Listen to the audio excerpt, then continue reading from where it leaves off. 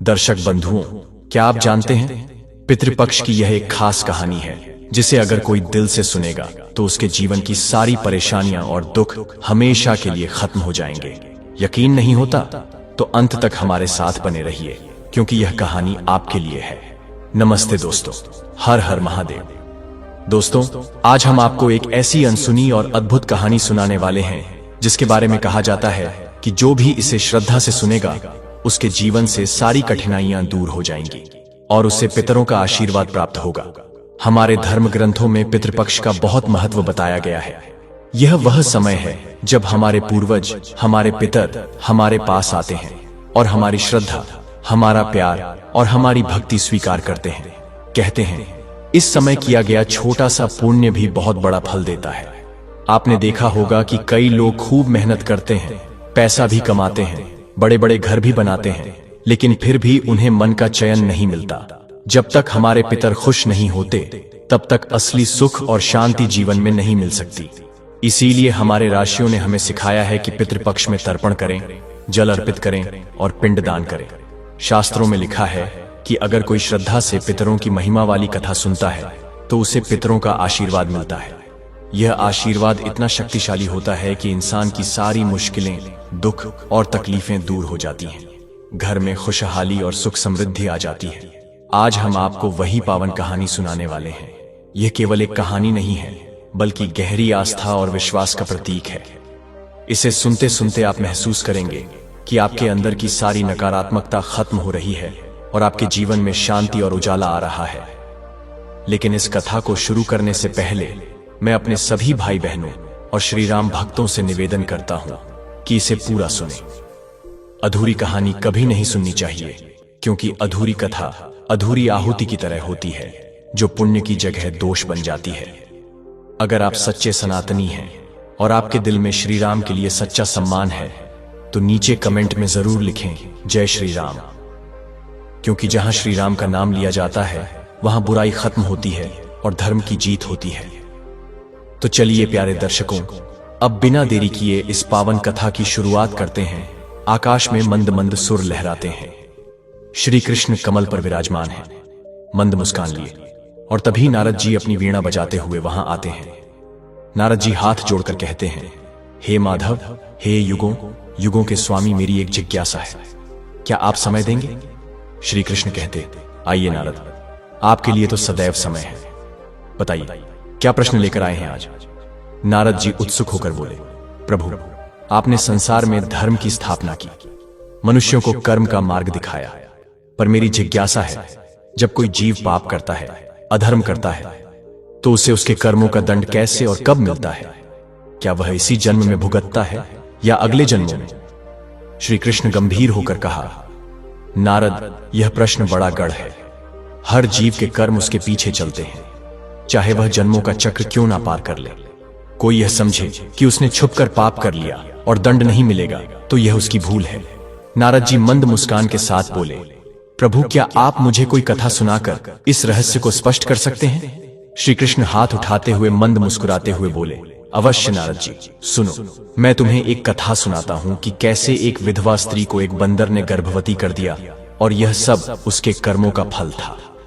दर्शक बंधु, भगवान श्री कृष्ण की उस कथा को आरंभ करने से पहले आपको बता दें कि गरुड़ पुराण में स्पष्ट कहा गया है कि कथा हो या सीख, अगर बीच में छोड़ दिया जाता है तो वह पाप की श्रेणी में आता है।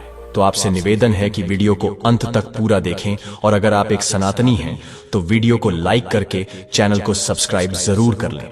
साथ ही साथ कमेंट में जय श्री कृष्ण लिखना ना भूलें। तो चलिए कथा शुरू करते हैं। रूपनगर गांव के पास ही फैला था एक रहस्यमय और गहरा जंगल तपोवन। इस घने जंगल में तरह तरह के जीव जंतु, भगवान की बनाई अद्भुत सृष्टि बसेरा किए हुए थे। उन्हीं पेड़ों की छांव में जंगल के किनारे एक छोटी सी झोपड़ी थी। वहीं अकेली रहती थी एक साध्वी समान विधवा स्त्री देवयानी। देवयानी की उम्र मुश्किल से 25 वर्ष रही होगी। चेहरा सुंदर था, पर उसकी आंखों में बसी थी एक गहरी उदासी, जिसे देखकर कोई भी कह देता कि इस आत्मा ने जीवन में बहुत बड़ा दुहक झेला है। दरअसल उसके प्रिय पति ने 1 साल पहले ही भयानक बीमारी से देह त्याग दी थी। तब से वह अकेली हो गई थी। ना कोई परिवार, ना कोई सहारा। अब उसका जीवन केवल दो कामों में बीतता, जंगल से लकड़ियां बटोरना और गांव में सिलाई बुनाई का छोटा मोटा काम करके अपनी भूख मिटाना। वह मेहनती थी पर बिल्कुल अकेली। गांव के कुछ लोग उसकी सुंदरता देखकर उस पर ताना कसते, कभी उसके अकेलेपन का मजाक बनाते, कभी पीठ पीछे बातें करते।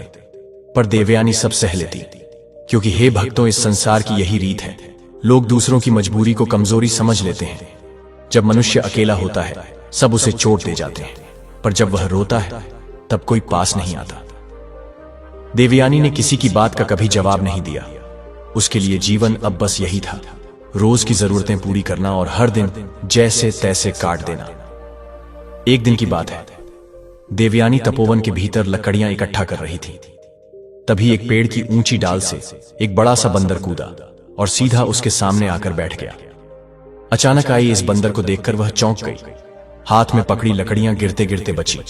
पर हैरानी की बात यह थी कि उस बंदर ने कोई नुकसान नहीं किया, ना दांत दिखाए ना डराया।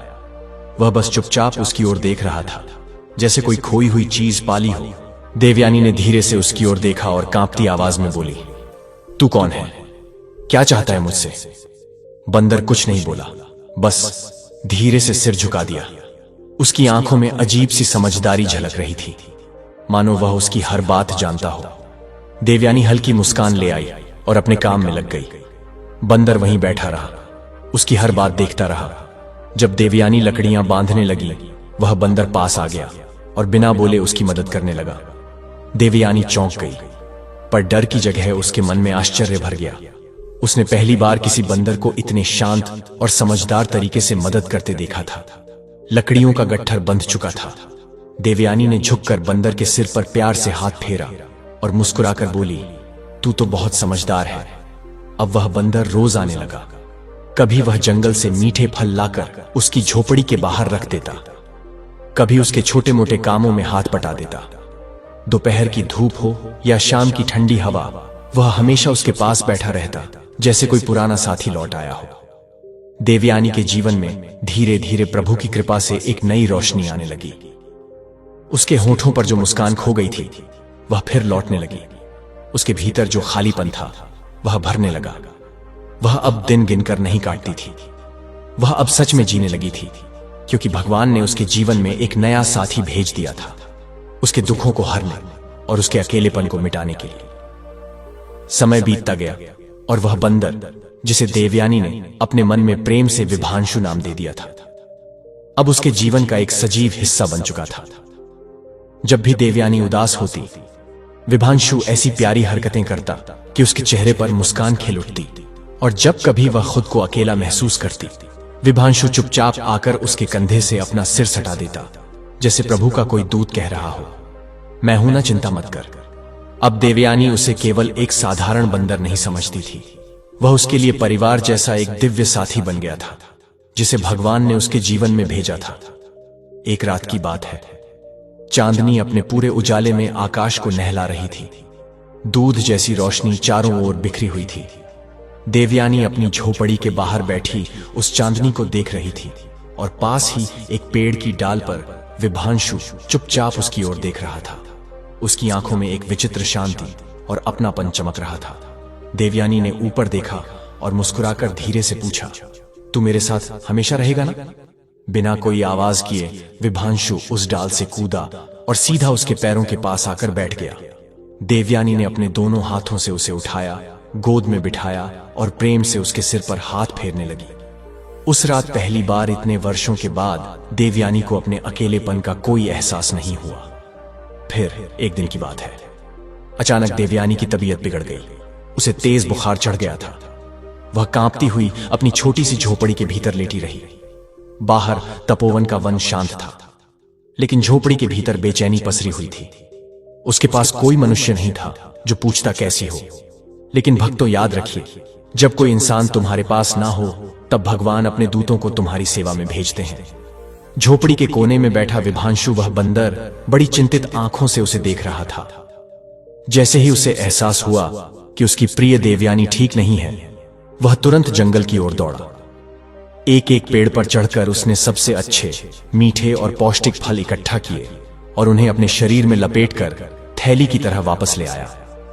फिर वह चुपचाप देवयानी के पास आया और उन फलों को उसके सिरहाने रख दिया, जैसे प्रभु की कृपा उसके लिए प्रकट हो गई हो। देवयानी ने बड़ी मुश्किल से अपनी थकी हुई आंखें खोली। उसका चेहरा पीला पड़ा था, लेकिन उसकी नजरों में आश्चर्य की झलक थी।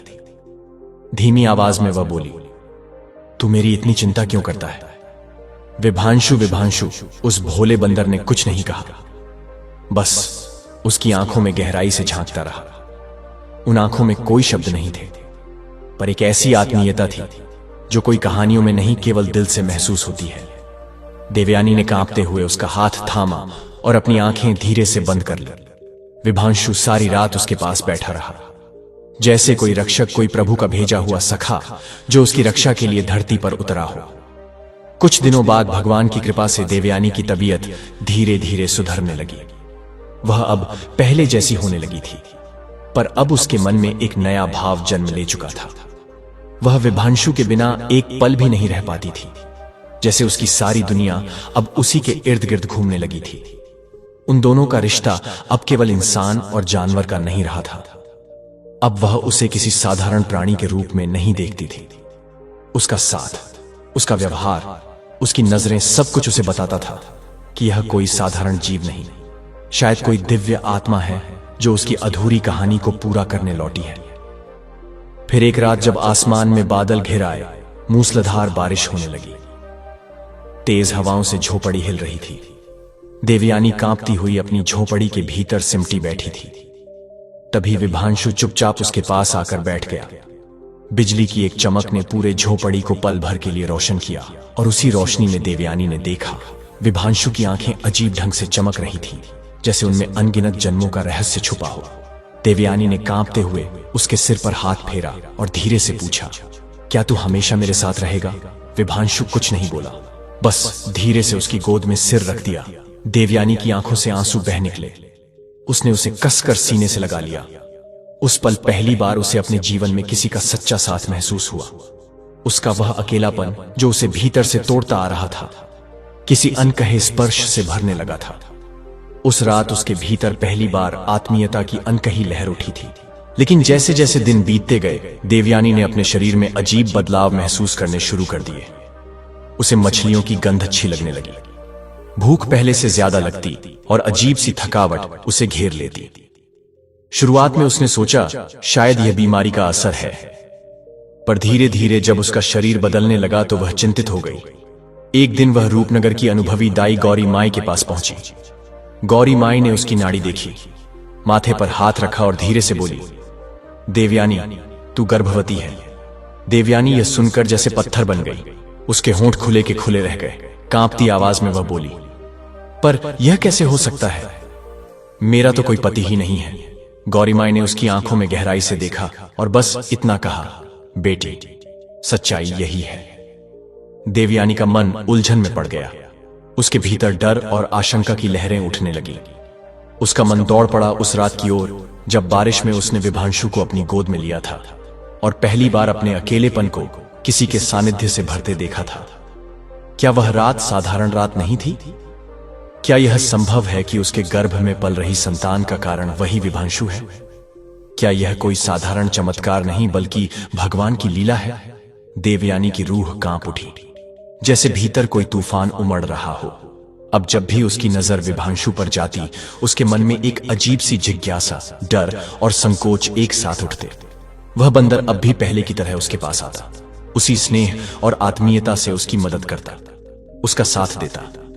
लेकिन अब देवयानी के मन में सवालों की बाढ़ सी उमड़ आई थी। हे प्रभु, यह कैसा प्रेम है? यह कोई चमत्कार है या फिर कोई अभिशाप? क्या विभांशु सच में केवल एक साधारण बंदर है, या वह कोई देवदूत, कोई दिव्य रहस्य का प्रतीक है? इन सवालों का कोई उत्तर उसके पास नहीं था। वह बस इतना महसूस कर सकती थी, एक गहरा द्वंद्व जो उसे भीतर ही भीतर तोड़ने लगा था। इन्हीं असमंजस भरे दिनों में एक और विपत्ति ने सिर उठाया। रूपनगर के लोगों को अब यह बात पता चल चुकी थी कि देवयानी गर्भवती है। गांव में फुसफुसाहटें शुरू हो गईं।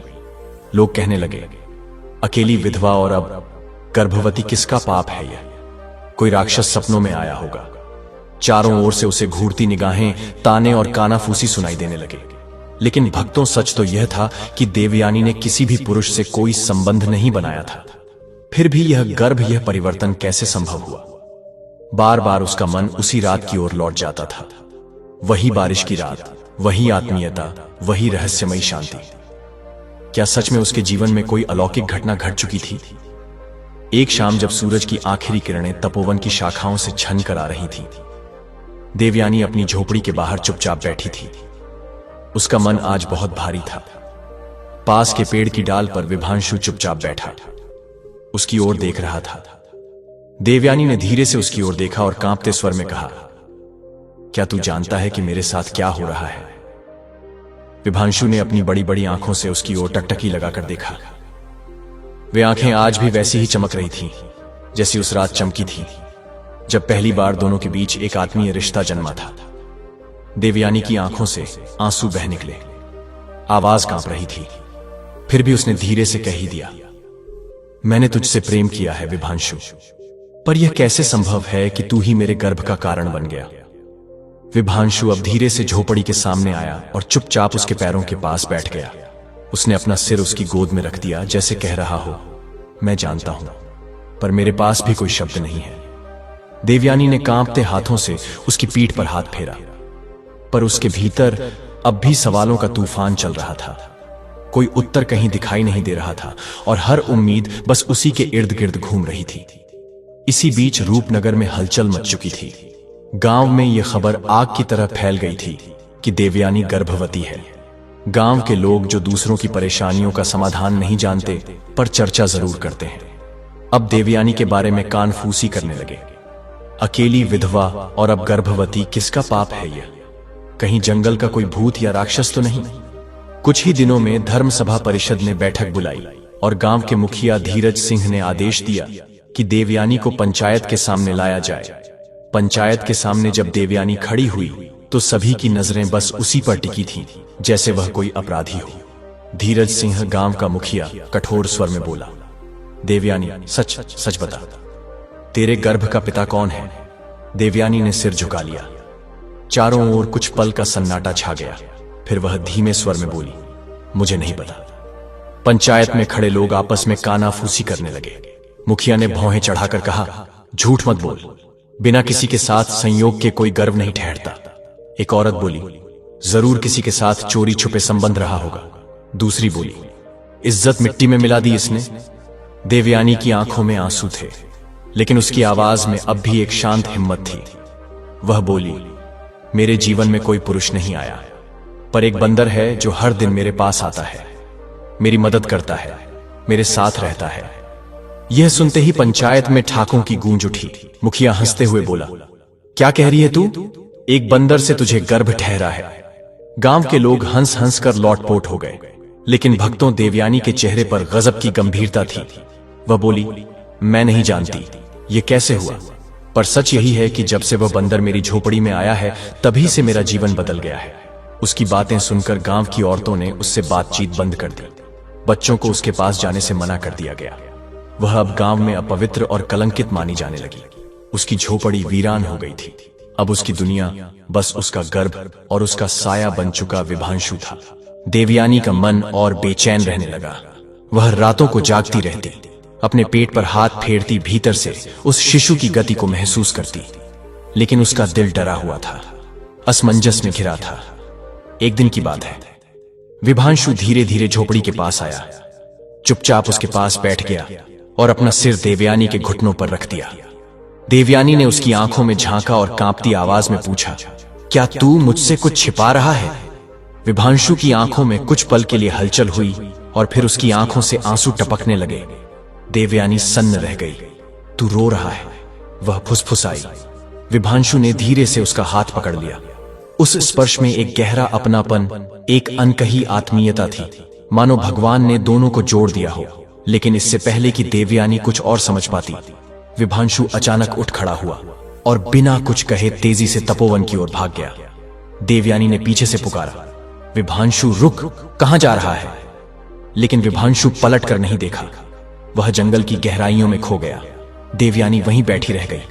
स्तब्ध, अकेली और भीतर से पूरी तरह उलझी हुई। अगले ही दिन रूपनगर में एक सिद्ध संत का आगमन हुआ। पूरे गांव में चर्चा फैल गई। लोगों ने संत को जाकर देवयानी की स्थिति बताई। महर्षि वामदेव, जो दूरदर्शी और तपस्वी थे, उन्होंने देवयानी को अपने पास बुलाया।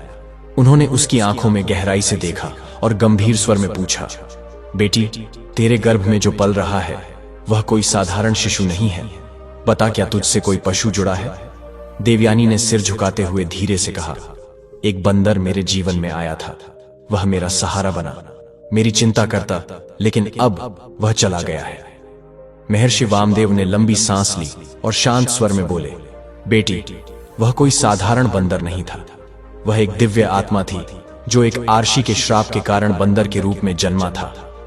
लेकिन जब उसने तेरे साथ प्रेम का अनुभव किया, तब उसका श्राप टूट गया। देवयानी के लिए यह सब किसी स्वप्न से कम नहीं था। उसकी आंखें संत की बात सुनकर हैरानी से फैल गई। वह कांपती आवाज में बोली, तो क्या मेरे गर्भ में पल रही संतान कोई दिव्य संतान है? महर्षि वामदेव ने शांत भाव से सिर हिलाया।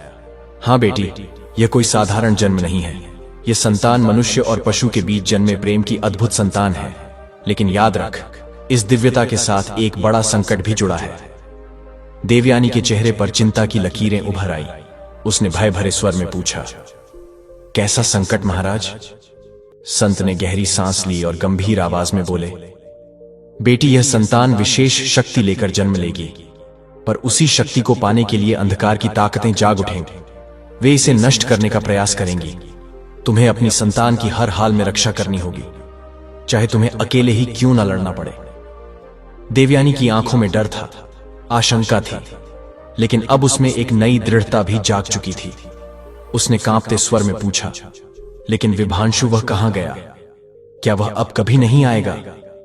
संत मुस्कुराए और बोले, बेटी, वह अब अपने असली स्वरूप में जा चुका है।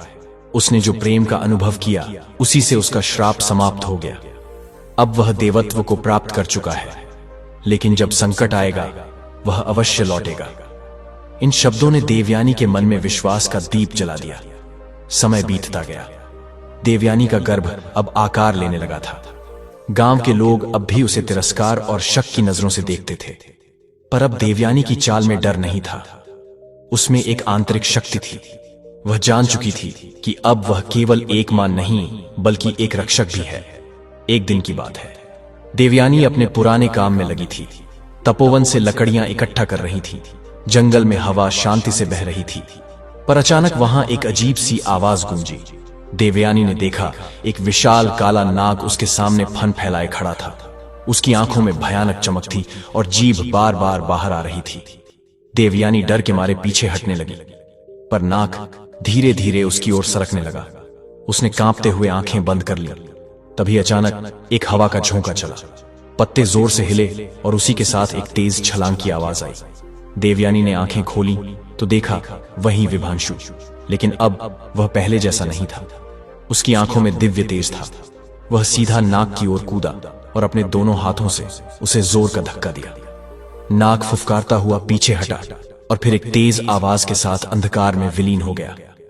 देवयानी की सांसें अभी भी तेज थीं। वह कांपती हुई विभांशु को देखने लगी। विभांशु ने उसकी ओर देखा। उसकी आंखों में वही पुरानी आत्मीयता थी, वही गहराई, वही मूक प्रेम। देवयानी कुछ कहना चाहती थी, पर उसके होंठ कांपते रहे और शब्दों की जगह सिर्फ आंसू ही बह निकले। लेकिन इससे पहले कि वह कुछ पूछ पाती, विभांशु फिर से उसी तरह जंगल की ओर भाग गया, जैसे वह सिर्फ रक्षा करने ही आया हो। अब देवयानी के मन में कोई संदेह नहीं बचा था। उसका गर्भ कोई साधारण गर्भ नहीं था। वह एक दिव्य शक्ति का प्रतीक था, जो किसी बड़े उद्देश्य के लिए उसके भीतर आकार ले रही थी। विभांशु का अचानक प्रकट होना और नाग से उसकी रक्षा करना, यह सब किसी अद्भुत लीला की आहट थी। कोई साधारण घटना नहीं थी। लेकिन प्रश्न अब भी देवयानी के मन में जीवित थे। क्या सच में विभांशु कोई दिव्य आत्मा था? अगर वह भगवान का कोई रूप था, तो फिर उसे छोड़कर क्यों चला गया? और वह नाग कौन था? क्या वह उसी अंधकार की शक्ति का दूत था, जिसकी बात संत महर्षि वामदेव ने कही थी? इन प्रश्नों का उत्तर ना मिलना ही देवयानी की बेचैनी का सबसे बड़ा कारण बन गया था। समय बीतता गया। देवयानी का शरीर अब भारी हो चला था। गर्भ का समय पूरा होने को था। चलना फिरना भी कठिन होता जा रहा था। गांव की औरतें अब भी उससे दूरी बनाए रखती थीं। गांव के बच्चों को उसके पास आने तक नहीं दिया जाता था। हर दिन हर रात उसके लिए एक नई परीक्षा बन चुकी थी। फिर एक रात आसमान में तेज आंधी चलने लगी। बिजली गरज रही थी और हवाएं झोपड़ी की छत को जोर जोर से हिला रही थीं। देवयानी भीतर अकेली बैठी थी, डरी हुई और आशंकित। अचानक उसे ऐसा लगा जैसे झोपड़ी के बाहर किसी के पैरों की आहट हो रही हो। हवा में एक अजीब सी सनसनाहट फैल गई। उसने कांपते हाथों से दरवाजा खोला। सामने खड़ा था एक व्यक्ति, काले कपड़ों में लिपटा हुआ, लंबा और भारी शरीर, हाथ में एक बड़ा त्रिशूल। उसके चेहरे पर एक अजीब सी चमक थी, लेकिन उसकी आंखों में झलक रही थी क्रूरता की आग। देवयानी डर से कांप उठी, कांपती आवाज में बोली, कौन हो तुम? वो व्यक्ति धीरे धीरे उसकी ओर बढ़ने लगा। उसकी चाल में ठहराव था, लेकिन इरादे में ज्वाला। उसने गर्जना की, तू जो गर्भ धारण किए है वह कोई साधारण शिशु नहीं है, वह शक्ति का प्रतीक है। मैं उसे लेने आया हूं। देवयानी घबरा गई। उसने 2 कदम पीछे हटते हुए फिर पूछा, कौन हो तुम? उस व्यक्ति ने एक भयानक ठहाका लगाया और बोला, मैं हूं अंधकेतु, राक्षसों का अधिपति। जिस दिव्य आत्मा ने तुझे गर्भवती किया है वह मेरा शत्रु है। मैं उस संतान को जन्म लेने से पहले ही नष्ट कर दूंगा, क्योंकि अगर वह जन्मा तो सृष्टि का संतुलन बदल जाएगा। देवयानी कांप रही थी। उसका चेहरा भय से सफेद पड़ गया था। उसने दोनों हाथों से अपना गर्भ थाम लिया और कांपती आवाज में बोली, तू मेरी संतान को नुकसान नहीं पहुंचा सकता। यह मेरा नहीं, सृष्टि का भाग्य है। अंधकेतु ने जोर से ठहाका लगाया। उसकी हंसी में घमंड और अंधकार की गूंज थी। मुझसे बचना असंभव है। वह दहाड़ा और त्रिशूल उठाकर धीरे धीरे उसकी ओर बढ़ने लगा। लेकिन तभी तापोवन वन के भीतर से अचानक एक गगनभेदी गर्जना सुनाई दी। देवयानी चौकन्नी हो गई। उसकी आंखें डर और आशा के बीच झूलने लगीं। उसने कांपते हुए झोपड़ी के द्वार से बाहर झांका। अंधेरे में 2 चमकीली आंखें जलती हुई नजर आ रही थीं, जैसे घने बादलों के बीच से बिजली फूट पड़ी हो। एक काली आकृति धीरे धीरे सामने आई। वह विभांशु था, लेकिन अब वह कोई साधारण बंदर नहीं लग रहा था। उसकी आंखों में अग्नि का तेज था। उसके शरीर से दिव्य प्रकाश की किरणें फूट रही थीं। अब वह पूरी तरह से दिव्यता से चमक रहा था। अंधकेतु ने त्रिशूल उठाया और पूरे बल से उसकी ओर दौड़ा। लेकिन तभी विभांशु ने एक जोरदार गर्जना की और हवा में छलांग लगाकर सीधा अंधकेतु के सामने आ खड़ा हुआ। दोनों के बीच भीषण युद्ध शुरू हो गया। देवयानी अपनी झोपड़ी के दरवाजे पर खड़ी कांपती हुई यह सब देख रही थी। उसकी आंखें भय और आश्चर्य से फैल गई थीं। अंधकेतु ने त्रिशूल घुमाया, लेकिन विभांशु ने अपनी लंबी पूंछ से उसे कसकर पकड़ लिया और आकाश में उछाल दिया। त्रिशूल दूर जाकर एक पेड़ से टकराकर गिर पड़ा। क्रोधित अंधकेतु ने एक बार फिर झपट्टा मारा, लेकिन विभांशु फुर्ती से बच निकला। फिर अचानक विभांशु ने एक जोरदार वार किया और सीधे अंधकेतु के सीने पर प्रहार किया। अंधकेतु जमीन पर गिर पड़ा और दर्द से तड़पने लगा। उसी क्षण आकाश में बिजली कड़की और एक दिव्य प्रकाश चारों ओर फैल गया। अंधकेतु का शरीर जलने लगा। वह दर्द से चीख पड़ा और धीरे धीरे धुएं में बदलकर अदृश्य हो गया। देवयानी सन्न रह गई। अब चारों ओर शांति छा गई थी। विभांशु ने उसकी ओर देखा। उसकी आंखों में अब कोई भय नहीं था, बस एक गहरी शांति और अपनापन। वह धीरे धीरे उसकी ओर बढ़ा और उसकी हथेली को थाम लिया, और तभी विभांशु के शरीर से एक तेज दिव्य प्रकाश फूटा। कुछ ही पल में वह बंदर अब एक सुंदर युवक में बदल चुका था। देवयानी की सांसें थम गई। उसके सामने एक तेजस्वी दिव्य युवक खड़ा था। उसके शरीर से श्वेत प्रकाश निकल रहा था। उसकी आंखों में करुणा और प्रेम की गहराई झलक रही थी। उसने धीरे से कहा, मैं कोई साधारण बंदर नहीं था देवयानी, मैं विवान आर्षपुत्र हूं। आर्षी अत्रि का पुत्र। मेरे ऊपर एक श्राप था कि जब तक मैं एक स्त्री के निश्चल और निस्वार्थ प्रेम की परीक्षा नहीं दूंगा, तब तक मुझे पशु योनि में भटकना होगा। देवयानी ने कांपते हुए धीरे से पूछा, तो तूने मुझसे प्रेम क्यों किया? विवान ने मुस्कुराकर उत्तर दिया, क्योंकि तेरा प्रेम पवित्र था। उसमें ना कोई स्वार्थ था, ना कोई भय। तूने मुझे अपनाया बिना किसी लालच या संदेह के। यही कारण है कि मेरा श्राप टूट गया। देवयानी की आंखें भर आईं, लेकिन तभी युवक का चेहरा गंभीर हो गया। उसने कहा, अब एक नई परीक्षा सामने है। कौन सी परीक्षा? देवयानी ने घबराकर पूछा। विवान ने धीरे से कहा, तेरे गर्भ में जो पल रहा है वह कोई सामान्य शिशु नहीं, वह सृष्टि के संतुलन का प्रतीक है। लेकिन अंधकेतु अकेला नहीं था, उसके जैसे और भी होंगे जो इसे जन्म लेने से रोकने की कोशिश करेंगे। तुम्हें इसकी रक्षा करनी होगी। हर हाल में देवयानी ने कांपते हुए उसका हाथ थाम लिया और भर्राए स्वर में कहा, लेकिन तुमने मुझे अकेला क्यों छोड़ दिया था? विवान ने उसकी आंखों में झांका और धीरे से कहा, मैं जानना चाहता था, क्या तेरा प्रेम सच्चा है और क्या तू मेरे बिना भी इस संतान की रक्षा कर सकेगी? तूने सिद्ध कर दिया कि तू केवल प्रेमिका नहीं बल्कि एक सच्ची संगिनी है। देवयानी की आंखों से आंसू बह निकले। वह उससे लिपट गई और बोली, अब मैं तुझे कभी जाने नहीं दूंगी। विवान ने मुस्कुराकर कहा, अब मैं तुझे छोड़कर नहीं जाऊंगा, लेकिन तेरे गर्भ की रक्षा के लिए मुझे एक बार फिर अपने दिव्य स्वरूप में जाना होगा। मैं तब लौटूंगा जब फिर कोई संकट तेरे और तेरी संतान के सामने खड़ा होगा। देवयानी ने घबराकर कहा, पर अगर तू चला गया तो मैं अकेली कैसे रहूंगी? विवान ने उसके चेहरे को अपने दोनों हाथों में लिया और शांत स्वर में कहा, तेरे मन की शक्ति ही तेरा सबसे बड़ा रक्षक है। मैं तेरे साथ सदा रहूंगा, भले तू मुझे देख ना सके। उसने धीरे से देवयानी का हाथ छोड़ा और फिर उसी तेज दिव्य प्रकाश में वह फिर से विभांशु बंदर के रूप में बदल गया। विभांशु ने अंतिम बार प्रेम से देवयानी की ओर देखा और फिर छलांग लगाकर तपोवन वन की ओर दौड़ गया। देवयानी दरवाजे पर खड़ी रही, भीगी आंखों भरे दिल और एक नए विश्वास के साथ। उसका चेहरा आकाश की ओर था, लेकिन मन भीतर के तूफान से घिरा हुआ था। उसके भीतर डर और प्रेम दोनों की हलचल थी। अब वह अच्छी तरह समझ चुकी थी कि जो संतान उसकी कोख में पल रही थी वह केवल एक मां की उम्मीद नहीं बल्कि सृष्टि की सुरक्षा और भविष्य का प्रतीक बन चुकी थी। गर्भ का समय तेजी से पूरा होने को था। उसके शरीर में हर दिन एक नई बेचैनी, एक नई हलचल महसूस होती थी। गांव वाले अब भी उस पर शक और तानों की नजरें गड़ाए रहते थे, लेकिन भक्तो देवयानी के मन में अब कोई भय नहीं था। अब उसे पूरा विश्वास था कि जो बालक उसकी कोख में है उसका जन्म किसी महान उद्देश्य के लिए होने जा रहा है। एक रात जब आकाश में बादल छाए हुए थे और हवाओं में रहस्य की गंध घुली हुई थी, देवयानी को एक गहरा सपना आया। उसने स्वयं को एक अंधेरी गुफा में खड़ा पाया। उसके सामने एक छोटा सा नवजात शिशु सो रहा था। तभी अचानक एक भयंकर काला नाग फन फैलाए सरकता हुआ आया और उस नन्हे शिशु को निगलने को दौड़ा। देवयानी की चीख निकलने ही वाली थी कि अचानक एक तेज सुनहरी रोशनी चमकी और उसी में एक सुनहरा बंदर प्रकट हुआ। वह बंदर नाग पर टूट पड़ा। नाग जोर से फुफकारता हुआ भागा और अंधेरे में अदृश्य हो गया। देवयानी ने उस बंदर को देखा तो उसकी आंखों के सामने वह एक तेजस्वी युवक में बदल गया।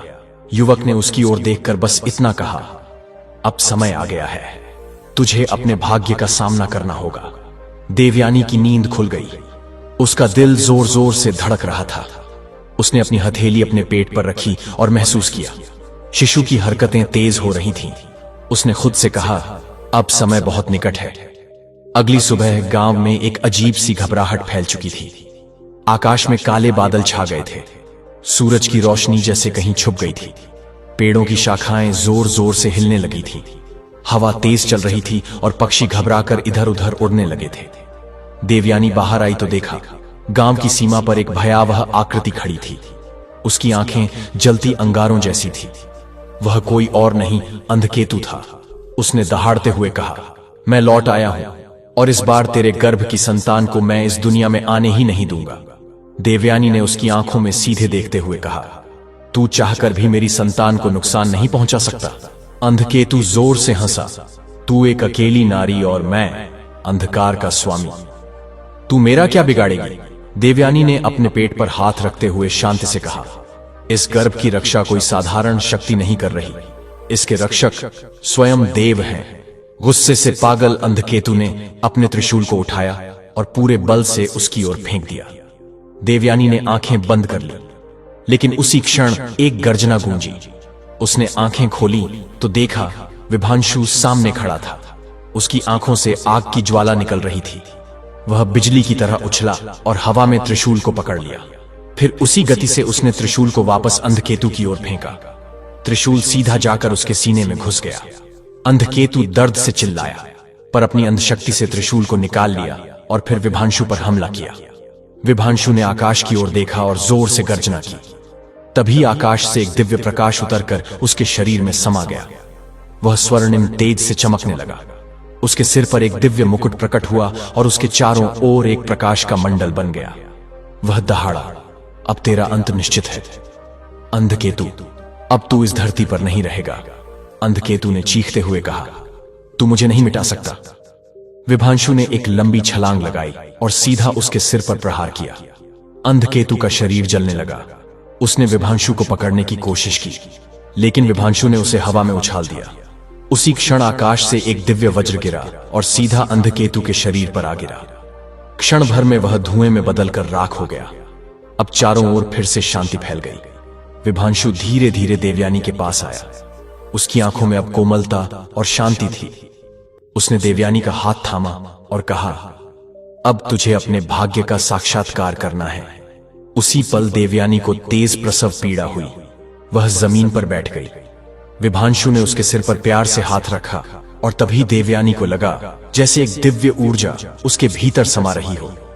धीरे धीरे चारों ओर एक मधुर उजियारा फैलने लगा और फिर एक नवजात शिशु की किलकारी गूंजी। देवयानी ने देखा, उसकी गोद में एक दिव्य बालक था। उसके मस्तक पर चमकता एम का चिन्ह था और उसके शरीर से स्वर्णिम प्रकाश निकल रहा था। विभांशु ने उस बालक को देखा और आदर से कहा, यह संतान मानव और दिव्यता के मिलन की संतान है। यह सत्य और धर्म की पुनः स्थापना करेगा। इसकी रक्षा करना अब तेरा सबसे बड़ा धर्म है। देवयानी ने उस दिव्य बालक को अपनी गोद में भर लिया। उसकी आंखों से आंसू बह रहे थे, पर अब उनमें पीड़ा नहीं थी। उनमें गहराई से भरा प्रेम और संकल्प था। उसने मुस्कुराकर कहा, मैं इस संतान की रक्षा करूंगी, चाहे जो भी हो जाए। विभांशु, जो अब भी अपने बंदर रूप में उसके सामने था, उसे देखकर हल्की मुस्कान के साथ बोला, अब मेरा कार्य पूर्ण हो चुका है। देवयानी अचानक घबरा गई। उसकी आंखों में फिर वही डर लौट आया जो बार बार उसे अकेला कर जाता था। उसने कांपती आवाज में कहा, अब तू मुझे छोड़कर मत जा, मैं फिर अकेली नहीं रह सकती। विभांशु ने शांति से कहा, अब समय आ गया है कि मैं अपने वास्तविक स्वरूप में लौट जाऊं, लेकिन याद रखना, जब भी तुझे मेरी जरूरत होगी, जब भी इस बालक पर संकट आएगा, मैं लौट कर आऊंगा। देवयानी की आंखों से अश्रुधारा बह निकली। उसने भर्राए स्वर में पूछा, तू कौन है जिसने मेरे जीवन को अर्थ दिया? विभांशु ने उसकी ओर प्रेम से देखा और कहा, मैं आरश्य का पुत्र हूं, पर अब मैं सिर्फ आरश्य पुत्र नहीं, तुम्हारे जीवन का रक्षक बन चुका हूं। मैं तेरा और तेरे पुत्र का पहरेदार हूं। जब जब अंधकार बढ़ेगा, मैं वापस आऊंगा। देवयानी ने अपने नवजात को और कसकर सीने से लगा लिया। उसने विश्वास भरे स्वर में कहा, मुझे पता है तू मुझे कभी अकेला नहीं छोड़ेगा। विभांशु ने अंतिम बार उसकी ओर प्रेम भरी दृष्टि डाली और फिर धीरे धीरे स्वर्णिम प्रकाश में लुप्त हो गया, जैसे वह फिर किसी अन्य युग की कहानी बनने चला हो। देवयानी देर तक आकाश को देखती रही। हवा में एक नई शांति थी, एक नई शुरुआत की अनुभूति थी। उसने अपनी संतान का नाम रखा अनिरुद्ध, एक ऐसा नाम जो अविरत, अविनाशी और सत्य के रक्षक का प्रतीक था। अनिरुद्ध कोई साधारण बालक नहीं था। उसके चेहरे पर बचपन से ही एक दिव्य आभा झलकती थी। उसके मस्तक का एम चिन्ह और उसके शरीर से निकलता हल्का सुनहरा प्रकाश सभी को चौंका देता था। गांव के वही लोग जो कभी देवयानी को ताने मारते थे, आज उसे देवी का रूप मानने लगे थे। इस कथा की सीख बहुत गहरी है। यह हमें सिखाती है कि सच्चा और निस्वार्थ प्रेम ही सबसे बड़ी शक्ति होता है, जो असंभव को संभव बना सकता है। देवयानी का विश्वास और उसकी निस्वार्थ ही थी जिसने विभांशु के श्राप को समाप्त किया और उसके जीवन को एक नई दिशा दी। यह कथा यह भी दिखाती है कि स्त्री की शक्ति को कभी कम नहीं समझना चाहिए। एक मां अपने बच्चे की रक्षा के लिए हर कठिनाई का सामना कर सकती है, चाहे उसके सामने कितनी भी बड़ी विपत्ति क्यों ना आ जाए।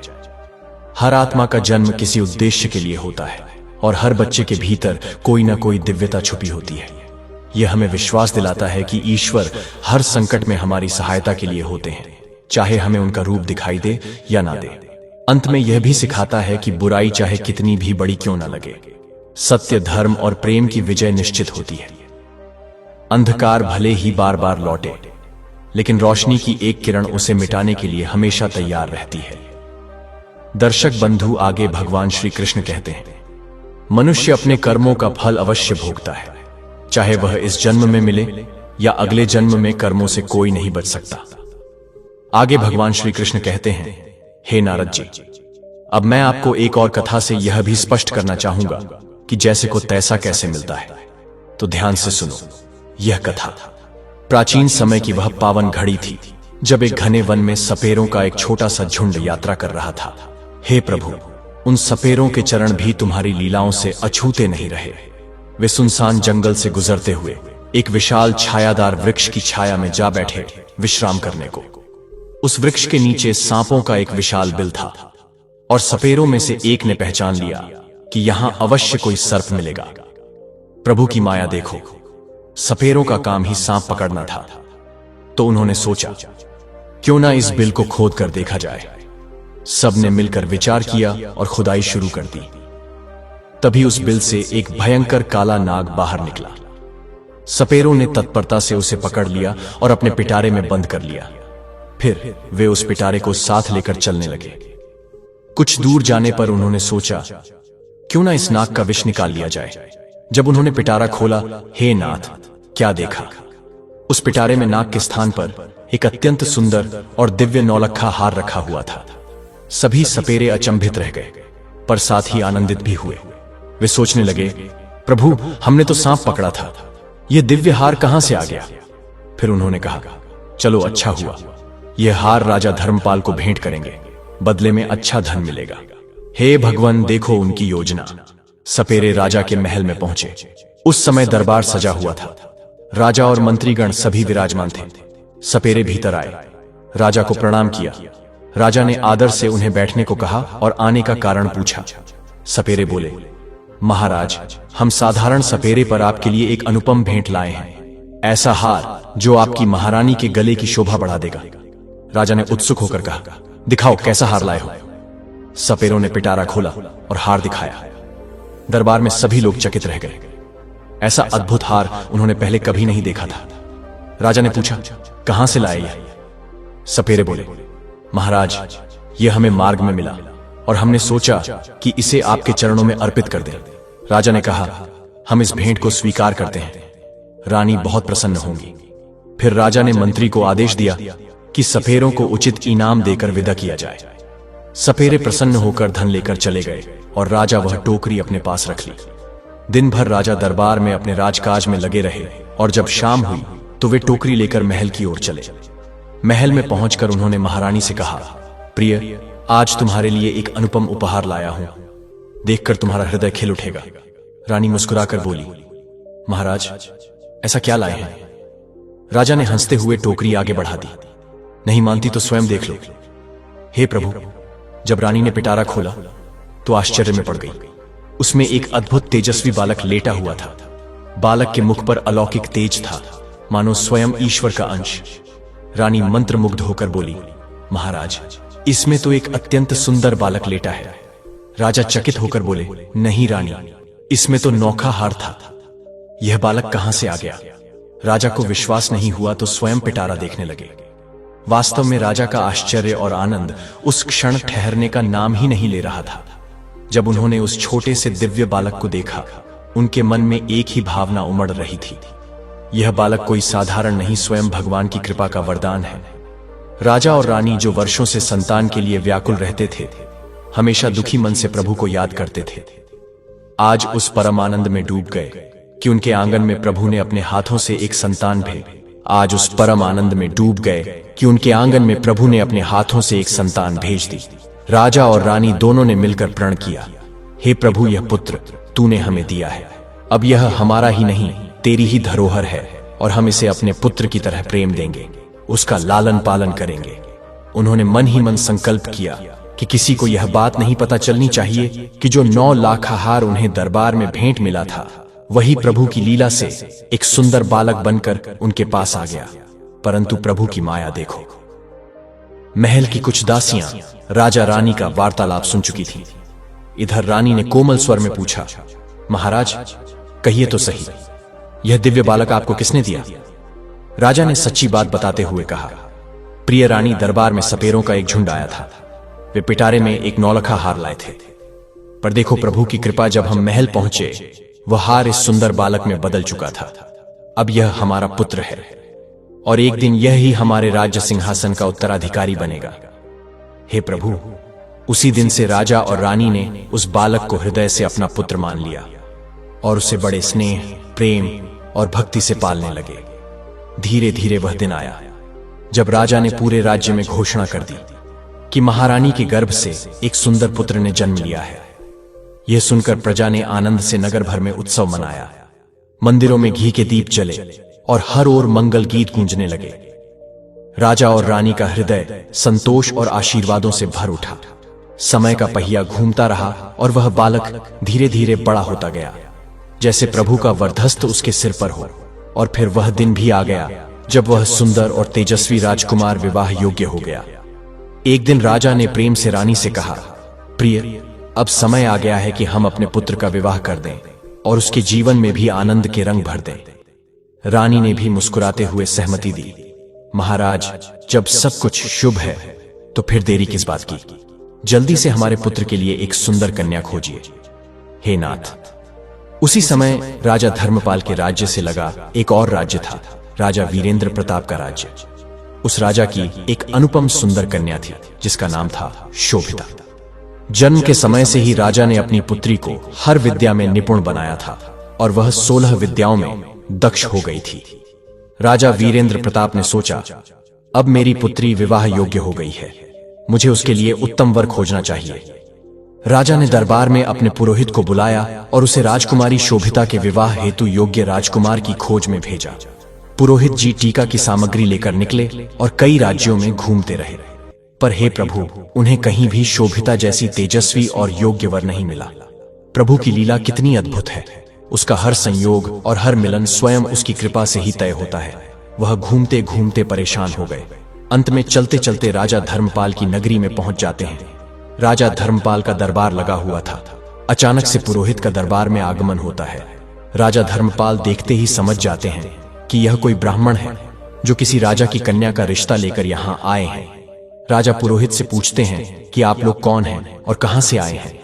पुरोहित बोला, महाराज, मैं राजा वीरेंद्र प्रताप का पुरोहित हूं और उनकी कन्या शोभिता का टीका लेकर आए हैं। हमारे राजा की कन्या राजकुमारी शोभिता बड़ी रूपवान और 16 विद्याओं में पारंगत है। हमने सुना है कि आपका राजकुमार भी विवाह के योग्य है। तब राजा धर्मपाल कहते हैं, हमारा एक पुत्र है और वह बहुत ही सुंदर और योग्य है। लेकिन राजा धर्मपाल को यह झात नहीं था कि उनका जो पुत्र है वह एक नाग है। राजा ने अपने पुत्र को जब पुरोहित को दिखाया तो पुरोहित राजकुमार को देखते ही प्रसन्न हो गए और उनको राजकुमार पसंद आ गया। वे राजकुमारी शोभिता का विवाह पक्का करके अपने राज्य को लौट जाते हैं। धीरे धीरे समय गुजरा। कुछ दिनों के बाद जब विवाह का उचित समय आया तो राजा धर्मपाल अपने पुत्र को सजाकर दूल्हा बनाकर राजा वीरेंद्र प्रताप के यहां बारात लेकर पहुंचते हैं। वहां पहुंचते ही राजा वीरेंद्र प्रताप उनका खूब अच्छे से स्वागत सत्कार करते हैं और अपनी पुत्री का विवाह राजकुमार के साथ कर देते हैं। इस प्रकार अपने पुत्र का विवाह करके राजा धर्मपाल वापस अपनी राजधानी को लौट आते हैं। अब धीरे धीरे और समय बीता। एक दिन रानी ने राजा से कहा, महाराज, अब हमें राज्य की बागडोर हमारे पुत्र के हाथों में सौंप देनी चाहिए, जिससे पुत्र को भी राज चलाने का अनुभव प्राप्त हो। उसी दिन महाराज धर्मपाल ने अपने पुत्र को युवराज घोषित कर दिया। अब तो राजा धर्मपाल निश्चिंत होकर के रहने लगे। राजकुमार बड़े ही अच्छे ढंग से राज्य का संचालन करने लगे। एक दिन की बात है, राजकुमारी शोभिता अपनी दासियों से बातचीत कर रही थी। राजकुमारी की दासी राजकुमारी से कह रही थी, महारानी, मैं आपसे एक बात कहूं तुम्हारा। यह पति राजकुमार जो है, इनको तुम पूछना कि तुम्हारे माता पिता कौन हैं। दासी की बात सुनकर शोभिता को बड़ा आश्चर्य हुआ। राजकुमारी शोभिता कहने लगी, यह तुम क्या कह रही हो? क्या हमारे पति राजकुमार महाराज धर्मपाल के पुत्र नहीं हैं? तब दासी कहती है, नहीं राजकुमारी, तुम बड़ी भूल कर रही हो, यह उनका पुत्र नहीं है। मैं इतना तो नहीं जानती कि राजकुमार के वास्तविक माता पिता कौन हैं, पर इतना अवश्य जानती हूं कि राजकुमार महाराज धर्मपाल के पुत्र नहीं हैं। आप स्वयं अपने पति से पूछ लेना। अब तो राजकुमारी शोभिता के मन में भी अपने प्रिय पति को लेकर संदेह का बीज अंकुरित होने लगा। वह मन ही मन सोचने लगी, जब शाम को मेरे स्वामी महल लौटेंगे तब मैं उनसे यह प्रश्न अवश्य करूंगी। जब संध्या हुई और राजकुमार महल लौटे, शोभिता ने बड़े ही श्रद्धा भाव से उनके चरणों में प्रणाम किया और बोली, महाराज, मैं आपसे एक विनम्र प्रश्न पूछना चाहती हूं। राजकुमार मधुर स्वर में बोले, पूछो रानी, क्या पूछना चाहती हो? राजकुमारी ने कोमल स्वर में कहा, स्वामी कृपया बताइए, आपके माता पिता कौन हैं? आप किस वंश से आते हैं? यह सुनकर राजकुमार का हृदय कांप उठा। वे बोले, रानी, क्या तुम्हारी बुद्धि भ्रमित हो गई है? महाराज धर्मपाल और महारानी मेरी जननी पिता हैं। लेकिन शोभिता ने दृढ़ होकर कहा, नहीं महाराज, आज आप मुझसे कोई रहस्य छुपा रहे हैं। कृपा करके सत्य बताइए। तुम्हें मां गंगा की शपथ, आप यह रहस्य मुझसे साझा करें। अब तो राजकुमार गहरे धर्म संकट में फंस गए। वे सोचने लगे, हे विधाता, आज न जाने किसने रानी के मन में यह शंका उत्पन्न कर दी। अवश्य ही किसी ने इसे भटका दिया है और अब यह बिना प्रश्न का उत्तर पाए मानेगी नहीं। राजकुमार ने फिर रानी को समझाया, देवी, मैं महाराज धर्मपाल का पुत्र हूं, तुम व्यर्थ की जिद मत करो। लेकिन रानी तो जैसे अड़ ही गई थी। उसने कहा, आपको यह बताना ही पड़ेगा कि आप किस वंश के हैं और आपके माता पिता कौन हैं। राजकुमार ने गहरी सांस ली और मन में सोचा, लगता है अब बताना ही पड़ेगा। यह मानने वाली नहीं। वे बार बार बोले, रानी मान जाओ, अभी भी समय है, मुझसे यह प्रश्न मत पूछो, नहीं तो पछताओगी। लेकिन रानी ने कह दिया, अगर नहीं बताओगे तो मैं अन्न का एक दाना भी ग्रहण नहीं करूंगी। मैं समझूंगी कि आपका मुझसे प्रेम झूठा है। राजकुमार ने हताश होकर कहा, ठीक है रानी, मैं तुम्हें सब बता दूंगा, परंतु यहां नहीं। कल हम वन विहार को चलेंगे, वहां तुम्हें सब बताऊंगा। दूसरे दिन रथ सजाया गया। दोनों वन विहार के बहाने महल से निकले और एक सुंदर नदी के किनारे पहुंचे। नदी के दर्शन कर शोभिता ने उत्सुकता से पूछा, महाराज, आप मुझे यहां क्यों लाए? क्या इस नदी से आपका कोई संबंध है? राजकुमार ने फिर समझाते हुए कहा, रानी, एक बार फिर कहता हूं, मत पूछो, बहुत पछताओगी। परंतु रानी अपनी प्रिया हट पर अड़ी रही। बोली, नहीं महाराज, आप मुझे अवश्य बताइए। राजकुमार धीरे धीरे नदी में उतरे, कमर तक जल में पहुंचकर बोले, रानी, अभी भी समय है, मत पूछो। पर रानी ने कहा, जो भी हो, मुझे यह जानकर ही संतोष मिलेगा। राजकुमार और आगे बढ़े, छाती तक पानी में आकर बोले, रानी, यह प्रश्न हमारे बीच दूरियां पैदा कर सकता है। लेकिन रानी नहीं मानी। आखिरकार राजकुमार और गहरे जल में चले गए। मुख तक जल में पहुंचकर बोले, रानी, अब भी तुम्हारे पास समय है, मत पूछो कि मैं कौन हूं। परंतु रानी के हट के आगे राजकुमार को अपना असली स्वरूप प्रकट करना पड़ा। उन्होंने अपने दिव्य नाग रूप को धारण किया, अपना फन उठाया, नदी के जल के ऊपर दिखाई दिए और फिर नदी के भीतर समा गए। फिर कभी बाहर नहीं लौटे। राजकुमारी शोभिता ने अपने प्राणप्रिय राजकुमार को ढूंढने में कोई कसर नहीं छोड़ी, लेकिन राजकुमार का कहीं कोई पता न चला। बहुत देर तक राह निहारने के बाद जब राजकुमार ना लौटे तो राजकुमारी शोभिता का दिल व्याकुल हो उठा, क्योंकि उसका स्वामी अब नाग रूप धरकर कहीं चला गया था। शोभिता ने नदी के किनारे किनारे उसे खोजा, बड़े धैर्य से प्रतीक्षा की, पर वह ना मिला। तब शोभिता ने अपने सारथी से करुण स्वर में कहा, चलो महल लौट चलें और महाराज को यह दुखद समाचार दे दें कि उनके पुत्र नदी में डूबकर अदृश्य हो गए हैं। सारथी ने जाकर महाराज धर्मपाल को नम्रता से यह बात सुनाई। महाराज के हृदय में पीड़ा की लहर दौड़ गई। उन्होंने तुरंत सैनिकों को आज्ञा दी, जाओ नदी का जल छान मारो, मेरे पुत्र की देह को खोज लाओ। महाराज, महारानी और राजकुमारी शोभिता सब मिलकर उस पवित्र नदी तट पर पहुंचे। नदी में जाल डाले गए, गोताखोर लगाए गए, पर कोई सफलता न मिली। दुखी होकर सभी महल लौट आए। महाराज धर्मपाल वृद्ध हो चले थे और अब पुत्र वियोग का शोक उन्हें भीतर तक तोड़ने लगा। उनके हृदय में बस यही बैठा था कि उनका पुत्र इस जीवन से विदा हो चुका है। महारानी भी मन ही मन अपने कर्मों को कोसती पछताती। यदि मैंने अपने स्वामी से उनके वंश का प्रश्न ना किया होता तो शायद आज वह मेरे संग होते। लेकिन राजकुमारी शोभिता, जो 16 विद्याओं में निपुण थी, उन्होंने धैर्य न खोया। उन्होंने खूब सोच विचार किया और फिर नगर में घोषणा करवाई कि जो कोई उसे कोई नवीन कथा, घटना या ज्ञान देगा, उसे सुंदर पुरस्कार मिलेगा। रानी अब हर दिन कथा सुनने बैठती। रामायण, महाभारत, पुराने राजाओं की गाथाएं। नगर में कथा सुनाने वालों की भीड़ लगने लगी। कुछ समय बीतने पर एक दिन उसी राज्य का एक वृद्ध व्यक्ति पास के जंगल से गुजर रहा था। रात्रि हो जाने पर वह डर के कारण एक पीपल के पेड़ पर चढ़ बैठा। रात का सन्नाटा था, नींद उसकी आंखों से दूर थी। तभी रात के 12 बजे उसने देखा एक झाड़ू लगाने वाला आया और पूरे जंगल को साफ किया। फिर एक व्यक्ति आया और उसने पानी का छिड़काव किया। उसके बाद वहां सुंदर कुर्सियां सजने लगी। एक दिव्य सिंहासन वहां रखा गया। बूढ़ा व्यक्ति उस पीपल की शाखा पर बैठा कांप रहा था।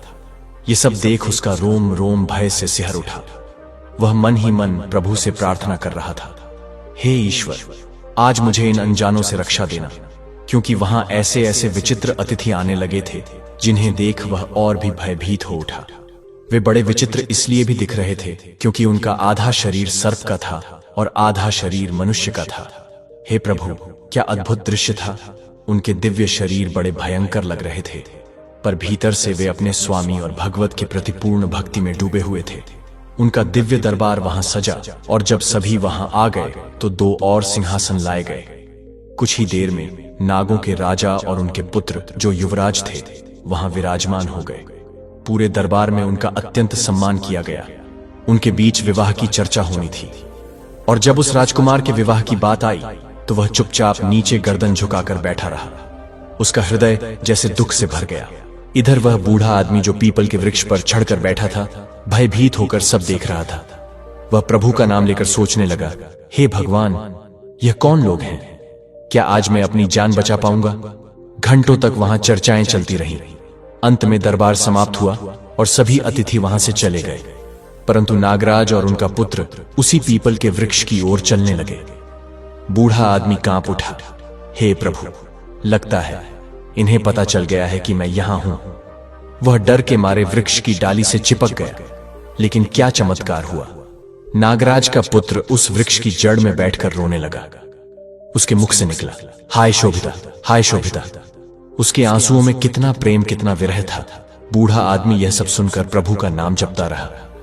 मन ही मन सोचता रहा, हे भगवान, यह क्या लीला है! कुछ देर रोने के बाद वह नाग युवक वहां से अदृश्य हो गया। धीरे धीरे सवेरा होने लगा। बूढ़ा आदमी पीपल के वृक्ष से उतरा और अपने नगर लौटने लगा। उसके मन में विचार आया, मैं तो गरीब हूं, पर महारानी शोभिता तो रोज नई नई कथाएं सुनती हैं। क्यों ना मैं यह आंखों देखी घटना जाकर सुनाऊं। शायद महारानी मुझे इसके बदले धन देंगी और मैं भी अपने जीवन में कुछ सुख पा सकूंगा। ऐसा सोचकर वह बूढ़ा व्यक्ति उसी स्थान पहुंचा जहां महारानी शोभिता कथा सुनने बैठती थी। वहां बड़े बड़े विद्वान और कथावाचक अपनी अपनी कहानियां सुना रहे थे। घंटों प्रतीक्षा के बाद उस वृद्ध का भी नंबर आया। उसने हाथ जोड़कर महारानी शोभिता से कहा, हे महारानी, आज मैं आपको अपनी आंखों देखी एक विचित्र घटना सुनाने आया हूं। रात में जब मैं जंगल से गुजर रहा था तो अंधेरा हो जाने के कारण मैं वहां फंस गया। मैंने उचित समझा कि मैं एक पेड़ पर चढ़कर रात बिताऊं और प्रभु का नाम लेता रहूं। वहां मैंने देखा कि नागों का एक दिव्य दरबार सजा। उनके आधे शरीर नाग के थे, आधे मनुष्य के। हे भगवान, क्या अद्भुत दृश्य था! मैं उन्हें देखता ही रह गया। जब दरबार समाप्त हुआ तो नागराज का पुत्र एक दिव्य रथ से उस पीपल के वृक्ष के पास आया जहां मैं बैठा था। वह रथ से उतरा और वृक्ष की जड़ में बैठकर रोने लगा, हाय शोभिता, हाय शोभिता कहकर। फिर वह वहीं से अदृश्य हो गया। अब जब राजकुमारी शोभिता ने यह सब सुना तो उसके हृदय में आशा की किरण जाग उठी। वह प्रेम से उस बूढ़े आदमी से कहने लगी, हे बाबा, मैं तुम्हें इतना धन दूंगी कि तुम्हारी कई पीढ़ियां आराम से जीवन बिता सकें, लेकिन तुम मुझे उस स्थान पर जरूर ले चलो जहां तुमने मेरे स्वामी को रोते हुए देखा था। यह सब सुनकर बूढ़ा आदमी घबरा उठा। उसने हाथ जोड़कर कहा, हे राजकुमारी, वहां जाने में मुझे बहुत डर लगता है। कृपा करके मुझे क्षमा करो, मैं वहां नहीं जाऊंगा। पर रानी शोभिता ने कोमल स्वर में कहा, नहीं बाबा, तुम चिंता मत करो, तुम्हें मेरे साथ चलना ही होगा। इतना कहकर उसने एक सोने की मोहरों से भरी थैली बूढ़े आदमी को दे दी और वचन दिया, यदि तुम मुझे उस स्थान तक पहुंचा दोगे तो मैं तुम्हें और भी सोने की मोहरें दूंगी। अब बूढ़ा आदमी उन सोने की मोहरों को देख बड़ा प्रसन्न हुआ और उसने रानी शोभिता को लेकर उस जंगल की ओर प्रस्थान किया। जब वे उसी स्थान पर पहुंचे तो बूढ़े आदमी ने विनम्र होकर कहा, हे राजकुमारी, मैंने इसी पीपल के वृक्ष पर बैठकर वह सब देखा था। रानी ने कहा, बाबा, मैं भी अपनी आंखों से आज यह अद्भुत दृश्य देखना चाहती हूं। इस प्रकार दोनों उस वृक्ष पर चढ़कर बैठ गए और बड़ी श्रद्धा व धैर्य से इंतजार करने लगे। पूरी रात बीत गई, लेकिन वहां ना कोई दरबार सजा, ना कोई नाग आया। अब रानी शोभिता का मन दुख और क्रोध से भर गया। वह बूढ़े आदमी से बोली, बाबा, लगता है तुमने मुझसे झूठ कहा है और इसके लिए मैं तुम्हें दंड दे सकती हूं। बूढ़ा आदमी कांपते हुए बोला, हे महारानी, मैंने झूठ नहीं कहा। जो अपनी आंखों से देखा था वही आपको सुनाया। रानी ने दुखी होकर पूछा, तो फिर आज ऐसा क्यों हुआ? बूढ़ा आदमी बोला, ये मैं भी नहीं जानता महारानी। फिर वह बेचारा वृद्ध मन ही मन बड़ा व्याकुल रहने लगा, यह सोचकर कि महारानी के सामने वह झूठा साबित हो गया। वह सोचने लगा, उस दिन ऐसी क्या स्थिति थी जब मैंने वह सभा देखी थी? उसने जाकर ज्योतिषियों से पूछा। ज्योतिषियों ने कहा, बाबा, उस दिन पूर्णिमा की रात थी, जब चंद्रमा अपनी पूर्ण कला में उदय हुआ था। ऐसे अवसरों पर देवताओं और दिव्य प्राणियों की सभाएं होती हैं। संभव है तुमने उसी सभा का दर्शन किया हो। अब तो बूढ़ा आदमी प्रतीक्षा करने लगा अगली पूर्णिमा की। महारानी ने भी उसे वचन दिया था, यदि तुम मुझे वह दृश्य दिखा दोगे तो मैं तुम्हें बहुत बड़ा इनाम दूंगी। धीरे धीरे समय बीता। जब अगली पूर्णिमा आई, बूढ़ा आदमी महल में पहुंचा और श्रद्धा से बोला, हे महारानी, आज आप मेरे संग चलिए, मैं आपको वह दिव्य दृश्य दिखाऊंगा। महारानी शोभिता और बूढ़ा आदमी जंगल की ओर चल पड़े। वहां पहुंचकर वे पीपल के वृक्ष की जड़ में छुपकर बैठ गए। जैसे जैसे रात्रि के 12 बजे का समय निकट आया, वहां एक झाड़ू लगाने वाला आया और पूरी जगह को साफ किया।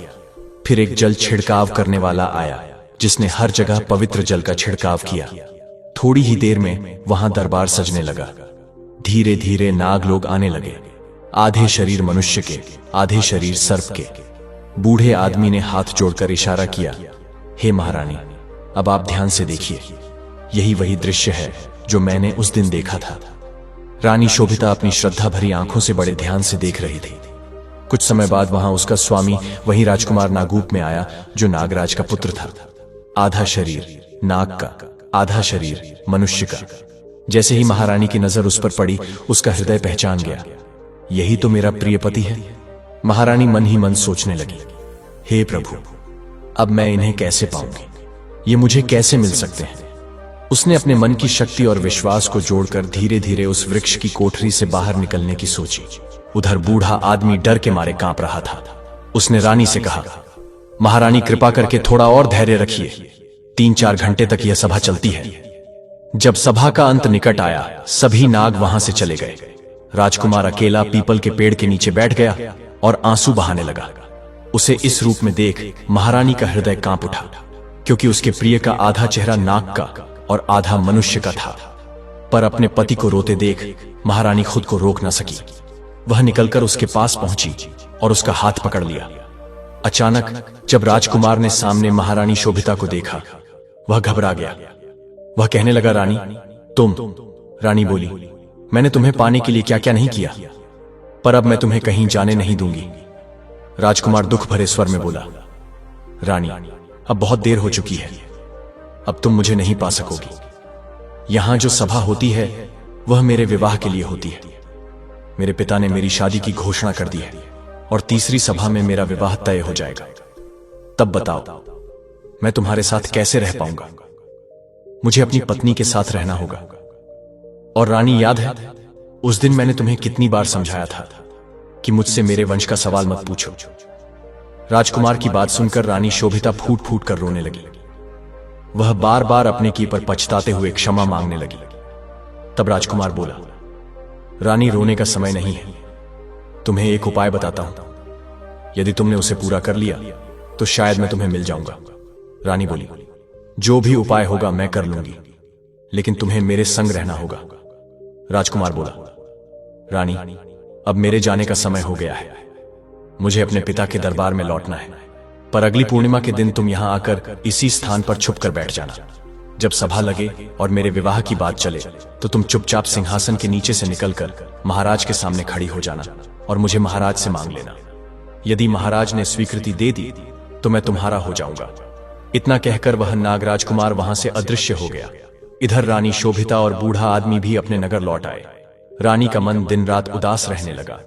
ना जाने मैं अपने प्रिय को पा सकूंगी या नहीं। राजा धर्मपाल भी पुत्र शोक में डूबे दुखी रहते। समय धीरे धीरे बीतता गया।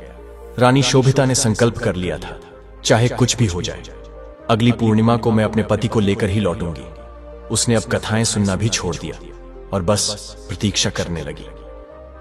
जब तीसरी पूर्णिमा का दिन आया, रानी शोभिता ने अपने मन में भगवान का स्मरण करते हुए निश्चय किया, चाहे कुछ भी हो, मैं अपने प्रिय स्वामी को साथ लेकर ही लौटूंगी। वह बूढ़े आदमी को लेकर फिर उस पीपल के वृक्ष के पास पहुंची। दोनों वहां जाकर जड़ में छुपकर बैठ गए और बड़ी श्रद्धा और आशा के साथ सभा लगने का इंतजार करने लगे। रात्रि के ठीक 12 बजे वह दिव्य सभा सजने लगी, कुर्सियां लगने लगी, राजा का सिंहासन रखा जाने लगा। रानी शोभिता धीरे धीरे अपनी जगह से निकली और बड़ी श्रद्धा के साथ उस सिंहासन के पीछे जाकर छुप गई। वहां विशालकाय दिव्य आभा वाले नाग आकर विराजमान होने लगे। कुछ ही देर में नागों का राजा, राजकुमार का पिता भी वहां पधारे। राजकुमार भी उनके साथ वहां आकर बैठ गया। अब दरबार की चर्चा शुरू हुई। सभी आपस में गंभीर वार्ता कर रहे थे। कुछ समय बाद जब राजकुमार के विवाह की चर्चा उठी तो रानी शोभिता को अपने प्रभु का स्मरण कर साहस मिला और वह चुपचाप सिंहासन के नीचे से निकलकर महाराज के सामने हाथ जोड़कर खड़ी हो गई। अचानक एक स्त्री को वहां आया देख पूरी सभा चौंक गई। नागराज बोले, देवी, तुम कौन हो? इस सुनसान जंगल में मध्य रात्रि में यहां आने का साहस कैसे किया? क्या तुम्हें मृत्यु का भय नहीं? जानती हो हम नाग कितने विषैले होते हैं। यह सुनकर शोभिता फोल्डेड हैंड से बोली, हे महाराज, मुझे किसी बात का भय नहीं, क्योंकि मैं आपकी पुत्र वधू बनूंगी। आपके राजकुमार मेरे पति हैं। आप ना मानो तो उनसे पूछ लीजिए। नागराज ने अपने पुत्र से पूछा, पुत्र यह कौन है? राजकुमार ने श्रद्धा से सिर झुकाते हुए पूरी बात बता दी। पिताश्री, एक दिन मुझे कुछ सपेरों ने पकड़ लिया था। अपनी रक्षा के लिए मैंने पिटारे में ही नौलखा नाग का रूप धारण कर लिया। वे सपेरे मुझे महाराज धर्मपाल के यहां दे आए।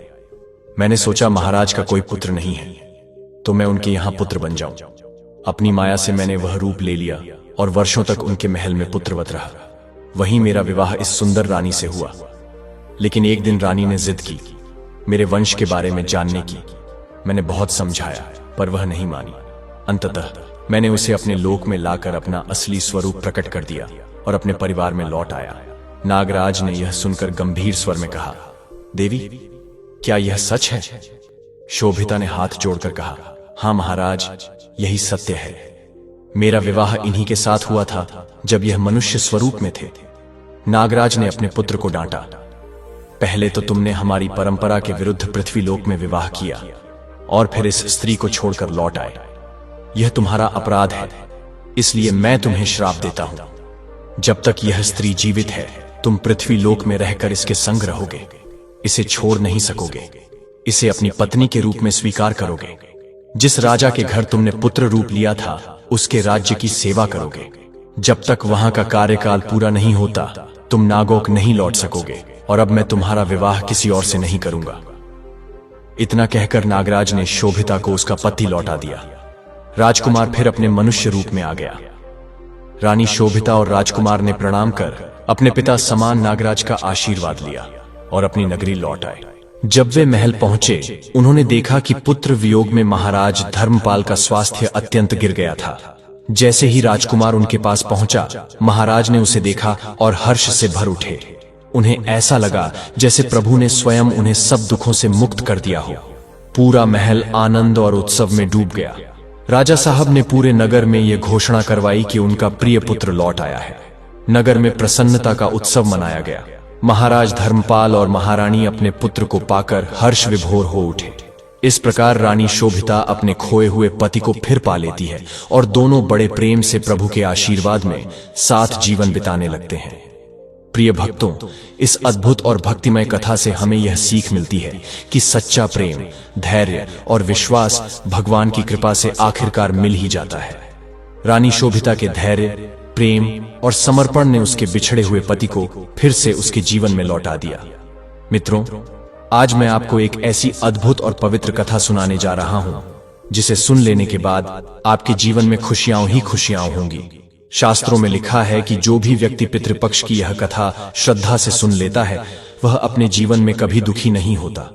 माना जाता है कि यह केवल एक कहानी नहीं बल्कि पितरों के आशीर्वाद तक पहुंचने का एक जरिया है। बहुत समय पहले एक गांव में एक ब्राह्मण परिवार रहता था। यह परिवार बहुत गरीब था लेकिन धर्म में बहुत विश्वास रखता था। ब्राह्मण रोज स्नान और पूजा करता, पर पितृपक्ष का समय आते ही वह चिंतित हो गया। उसे याद आया कि बिना तर्पण और पिंडदान के उसके पितर संतुष्ट नहीं होंगे। लेकिन उसके घर में अन्न का एक दाना भी नहीं था। वह दुखी होकर रोने लगा। रात में उसे स्वप्न आया। उसमें उसके पितर प्रकट होकर बोले, बेटा चिंता मत कर, पितृपक्ष में सबसे बड़ा दान श्रद्धा है। तू हमारे लिए गंगा जल चढ़ा दे। तुलसी सुबह होते ही ब्राह्मण ने वही किया। उसने गंगा जल और तुलसी पत्ती चढ़ाई और कथा सुनाई। तभी आकाश से फूलों की वर्षा होने लगी और गांव वालों ने देखा कि उस गरीब ब्राह्मण का घर अन्न, धन और खुशहाली से भर गया। बंधुओं, यह कथा हमें यही सिखाती है कि पितृपक्ष में बड़े यज्ञ, हवन या भारी दान की जरूरत नहीं होती। सिर्फ सच्चे दिल से की गई श्रद्धा ही सबसे बड़ी पूजा है। जो व्यक्ति पितरों की यह कथा सुनता है और उन्हें याद करता है, उसके जीवन से सारे संकट दूर हो जाते हैं। पितर प्रसन्न होकर उसे आशीर्वाद देते हैं कि उसका घर हमेशा सुख और समृद्धि से भरा रहे। तो प्यारे दर्शकों, आपने अभी यह पवित्र कथा सुनी। यह कोई साधारण कथा नहीं है बल्कि पितरों का आशीर्वाद पाने का सरल मार्ग है। शास्त्रों में साफ कहा गया है, पितर खुश तो सब खुश। जब हमारे पूर्वज प्रसन्न हो जाते हैं तब घर परिवार में हमेशा शांति और समृद्धि रहती है। यह कथा हमें यह भी सिखाती है कि पितृपक्ष में दिखावे या बड़े कर्मकांड की नहीं बल्कि सच्चे मन की श्रद्धा की सबसे ज्यादा अहमियत है। बंधुओं, अगर यह कथा आपके दिल को छू गई हो तो इसे अपने जीवन में अपनाइए। अपने पितरों को याद कीजिए और उनसे आशीर्वाद लीजिए। और हां, अगर आपको यह वीडियो ज्ञानवर्धक और प्रेरणादायक लगा हो तो इसे लाइक कीजिए, चैनल को सब्सक्राइब कीजिए और कमेंट में जय पितृदेव लिखकर अपने पितरों को नमन जरूर कीजिए। हर हर महादेव।